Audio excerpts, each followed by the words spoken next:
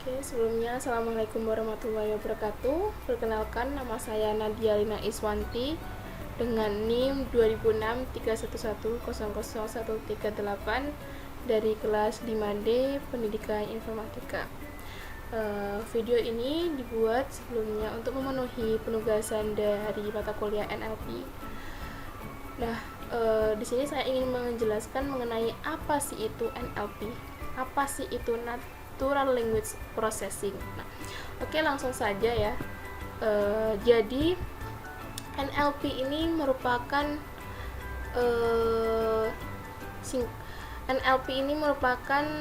kepanjangan dari Natural Language Processing. Nah, di mana NLP ini adalah bagian dari Artificial Intelligence atau biasa disebut dengan AI yang berkaitan dengan memberikan kemampuan pada komputer untuk memahami bahasa alami manusia. Nah, bahasa alami manusia itu seperti apa? Nah, baik itu berupa tulisan maupun suara yang sering digunakan oleh manusia dalam percakapan sehari-hari. Nah, NLP ini diciptakan dengan menggabungkan linguistik komputasi bersama model statistik, machine learning, dan juga deep learning. Jadi, semua unsur tersebut kemudian digunakan untuk membantu komputer memproses data teks maupun data audio dari manusia itu sendiri. Nah, di sini ada gambar ya, di mana dalam lingkaran ini ada AI, ada NLP, ada machine learning, ada deep learning, di mana di sini AI adalah gambar yang paling besar atau lingkaran yang paling besar, dan di dalam AI ini ada yang namanya NLP, machine learning, dan juga deep learning. Nah,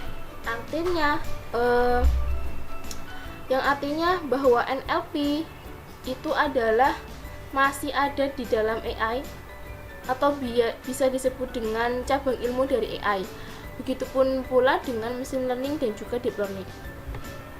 Jadi NLP itu merupakan cabang ilmu dari kecerdasan buatan atau AI. Nah, di mana sih kita dapat menemukan kehadiran NLP? Nah, kita dapat menemukan kehadiran NLP ini pada perangkat komputer yang mampu dioperasikan dengan suara, asisten digital, perangkat lunak, text to speech, chatbot, pelayanan pelanggan, dan lain sebagainya. Nah, kemudian NLP ini juga berperan sebagai solusi modern perusahaan yang dapat membantu menghemat operasional, meningkatkan produktivitas, serta menyederhanakan proses bisnis yang sangat penting. Nah, jadi NLP ini sangat penting juga dalam dunia perusahaan ya. Nah, di mana berdasarkan laporan statistik di tahun 2019 dikatakan bahwa diproyeksikan bahwa pasar NLP akan sangat meningkat menjadi lebih dari 43 miliar US dollar pada tahun 2025. Nah, jadi kedepannya itu NLP pasarnya akan sangat meningkat dan juga akan mempengaruhi perkembangan dari teknologi dan bidang-bidang yang lainnya. Nah, kemudian gimana sih cara kerja dari NLP? Tadi kan disebutkan bahwa NLP adalah bagian dari implementasi kecerdasan buatan yang bekerja dengan gabungan beberapa ilmu lainnya seperti machine learning dan juga deep learning. Nah, jadi setidaknya ada dua fase utama dalam proses kerja NLP itu sendiri, yaitu ada pemrosesan awal data dan juga pengembangan algoritma. Nah, di mana proses pemrosesan awal data dalam NLP ini meliputi persiapan serta pembersihan data teks. Hal ini dilakukan itu untuk menempatkan data dalam bentuk yang dapat diterapkan pada algoritma. Nah, jadi sehingga komputer itu dapat menganalisa data dengan baik. Nah, pemrosesan awal data itu sendiri dapat dilakukan dengan beberapa cara. Yang pertama yaitu ada part of speech staging, atau di sini itu kata-kata itu ditandai dengan berdasarkan kelas katanya seperti kata benda, kata kerja, dan kata sifat. Jadi dibedakannya antara kata benda, kata kerja, dan juga kata sifat. Nah, yang kedua ada stop word removal. kata-kata umum dihapus dari teks sehingga kata-kata unik dengan informasi yang paling banyak tentang teks tetap ada. Nah, jadi pada tahap yang kedua ini adalah di mana kata-kata yang umum, yang kata-kata yang tidak penting, kata-kata yang tidak mempunyai arti itu dihapus. Nah, seperti itu. Kemudian pada tahap yang ketiga yaitu ada tahap lemmatization dan stemming. Nah, di sini kata-kata direduksi ke bentuk dasarnya dengan menghapus awalan dan akhiran kata. Nah, pada tahap ini kata itu diambil kata dasarnya saja, kata awalan ataupun akhiran ataupun yang berimbuhan itu dihapus. Dan yang terakhir yaitu ada tokenization.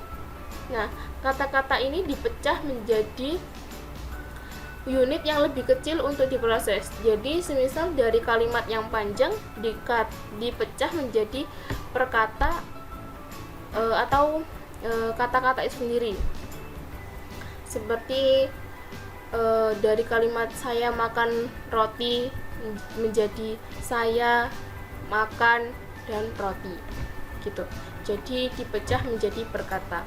Nah, setelah pemrosesan awal data menuju yang namanya pemrosesan atau pengembangan algoritma. Nah, pengembangan algoritma ini masuk ke dalam jenis-jenis NLP itu sendiri. Nah, di sini jenis-jenis NLP itu ada dua yang umum digunakan dalam NLP. Nah, yang pertama yaitu ada rule based system dan yang kedua ada machine learning based system. Nah, dalam rule based system ini di sini merupakan jenis algoritma yang pertama yang digunakan dalam NLP. Dalam rule based system ini menggunakan aturan linguistik yang dirancang dengan teliti, di mana rule based system telah digunakan pada awal pengembangan NLP dan masih digunakan hingga saat ini ya. Sedangkan machine learning based system ini merupakan jenis algoritma yang kedua yang menggunakan metode statistik. Nah, di mana komputer akan belajar melakukan tugas berdasarkan data pelatihan yang diberikan dan menyesuaikan algoritma mereka saat lebih banyak data yang diproses. Kemudian machine learning based system ini menggunakan kombinasi machine learning, deep learning, serta neural network. Jadi pada machine learning based system ini menggunakan banyak cabang ilmu atau menggunakan gabungan dari cabang ilmu yang lainnya seperti deep learning serta neural network. Nah, algoritma NLP jenis ini itu akan mengasah aturan mereka sendiri melalui pemrosesan dan pembelajaran berulang. Setelah dari jenis-jenis NLP, gimana sih penerapan dari NLP atau contoh dari penerapan NLP itu sendiri? Nah, tentu saja penerapan atau contoh dari NLP itu sangat banyak ya dalam kehidupan sehari-hari kita, dan tidak mungkin saya itu menyebutkan semuanya. Nah, di sini saya hanya menyebutkan dua contoh saja, di mana di sini ada contoh yang pertama yaitu pendeteksi spam. Nah, pendeteksi spam ini seperti yang ada pada Google Mail yang menggunakan teknologi NLP untuk mendeteksi spam melalui klasifikasi data, klasifikasi kata. Jadi di sini teknologi NLP-nya itu mendeteksi spam itu melalui klasifikasi kata. Contoh yang kedua yaitu ada mesin penerjemah. Siapa sih yang belum pernah menggunakan Google Translate? Nah, pasti kita semua sudah menggunakan Google Translate ya. Nah, itu adalah salah satu dari penerapan NLP. Nah, di mana mesin penerjemah seperti Google Translate, Microsoft Translator, Language dan sebagainya.